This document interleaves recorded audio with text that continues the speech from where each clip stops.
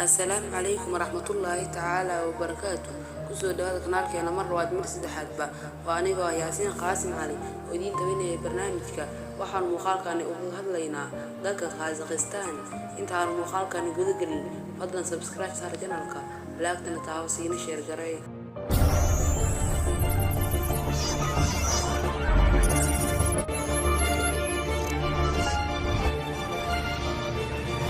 Kazakhstan waa wadanka ugu ballaaran iyo sagaalaadkii ugu weynaa ee adduunka oo leh qiyaastii 2,724,900 oo kiiloomitir isku wareeg ah.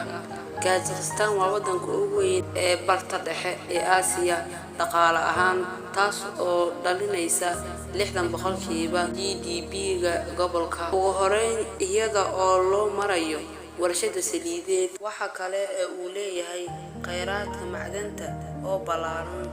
Kazakhstan waxay si rasmi ah u ahayd dimuqraadiyad cilmaani jaamacadeed dastuur ah oo leh dhaqamo kala duwan.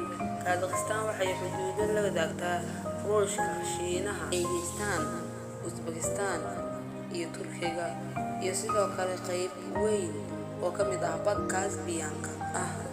Kazakhstan waxaa lagu qiyaasaa 8 milyan oo qof ah sida 2014 lagu qiyaas. Marka la eego dhulkeeda ballaaran, dhufnaanta dadweynaha waxaa ka mid ah kuwa ugu hooseeya iyadoo in ka yar 6 qof halkii kiiloomitir oo isku wareeg ah 15 qofna halkii hal isku weer.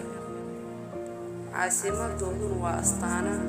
qarnigii 16aadna Kazakhstan waxay u muuqatay koox gooni ah oo loo qeybiyay 3 qaybood. laanta aabaha ee ku yaal dhulal gaar ah.